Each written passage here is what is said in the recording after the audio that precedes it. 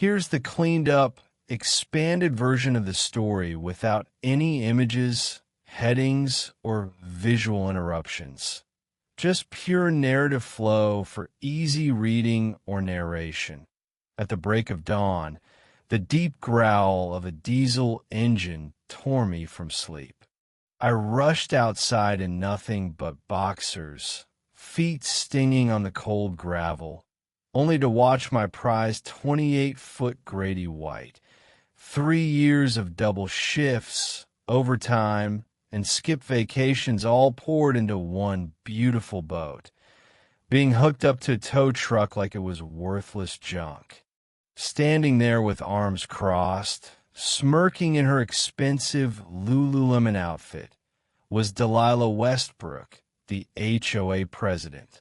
"Your boat's too big for our neighborhood, Marcus," she said, as if that explained everything. Rage boiled through me. But in that moment of fury, I remembered the one secret I'd never shared with anyone. The pristine lake that her precious boating club treated like their private playground every weekend. I owned every single inch of it. What happened next didn't just get my boat back. It completely shattered her little kingdom. My name is Marcus Kellerman, 52, a lifelong boat mechanic with hands forever stained by motor oil and the smell of diesel as my constant companion. I'd spent decades in a cramped apartment above my shop, scraping by, until my eccentric Uncle Ezra passed and left me his lakefront paradise in Willowbrook Estates. 3 acres of waterfront, a private dock reaching into crystal clear water, and a house that felt like stepping into someone else's dream. The first morning there, the fresh lake air mixed with honeysuckle almost knocked me over. For the first time in my life, I felt like I belonged somewhere truly special. But Willowbrook wasn't built for guys like me.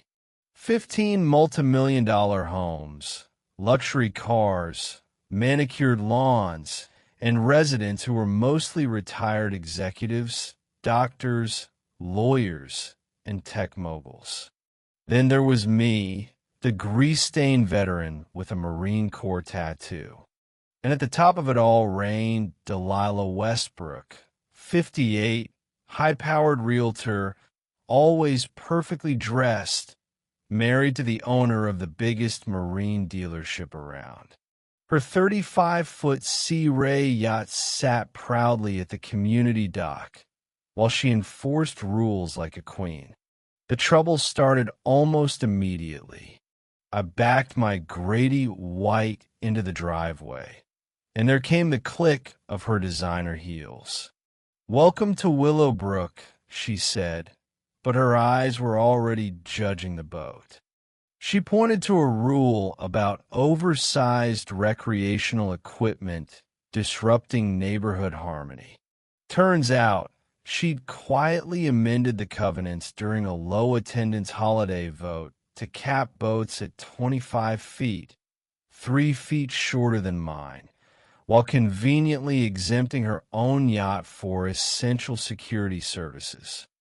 What followed was a relentless campaign of harassment, towing my boat at dawn, stacking violation notices for wrong trailer color, improper covering, excessive lettering, escalating fines, threats of property liens, and even attempts to shut down my small repair side business.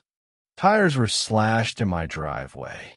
Anonymous complaints brought code enforcement, fire department, and environmental inspectors to my door. Neighbors who showed me kindness suddenly got their own violations. Garden gnomes deemed culturally inappropriate. Decades-old deck repairs rejected. Delilah was turning the community into her personal fiefdom, and anyone who stood up to her paid the price. I fought back quietly. I documented everything.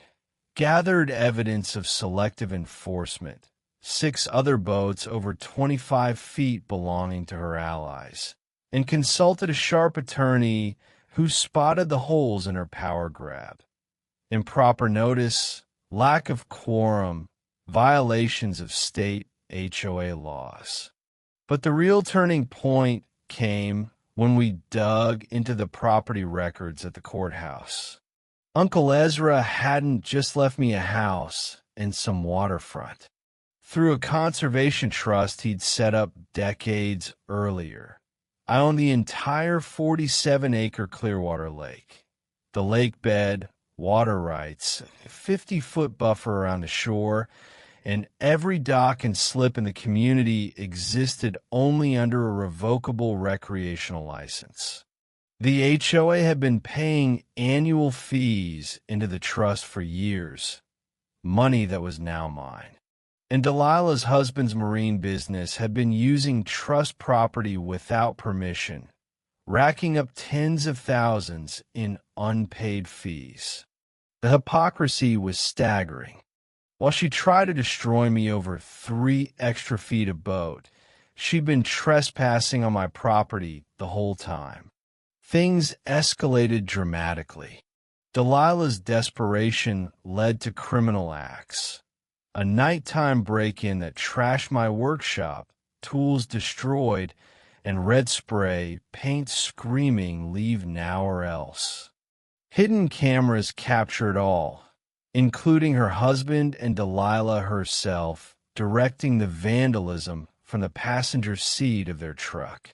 When police arrived, the tables turned fast. A restraining order hearing became her undoing. Under oath, she lied about threats and stalking, only for footage to prove she was the criminal. The judge denied the order, referred her for perjury and conspiracy charges, and the FBI stepped in over civil rights violations and fraud. The final showdown came at an emergency HOA meeting. With local news cameras rolling and federal agents watching, my attorney laid out the truth. I own the lake. Every dock, every access point, gone at my discretion if harassment continued. Delilah was arrested on the spot for fraud, false reports, and more. The community erupted in applause, not just for her downfall, but for the end of fear. 6 months later, Willowbrook was transformed.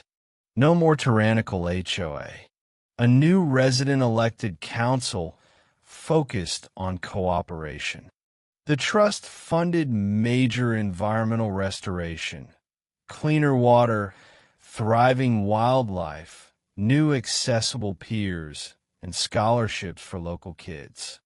Families barbecued freely, kids splashed without worry, and the lake that once caused so much pain now brought everyone together. Uncle Ezra's quiet vision had won. Sometimes the biggest revenge isn't destruction. It's building something better from the ruins. What would you have done if you woke up to your life savings being towed away? Drop your thoughts below. This story is pure catharsis for anyone who's ever dealt with an overzealous HOA. Speedboat collision.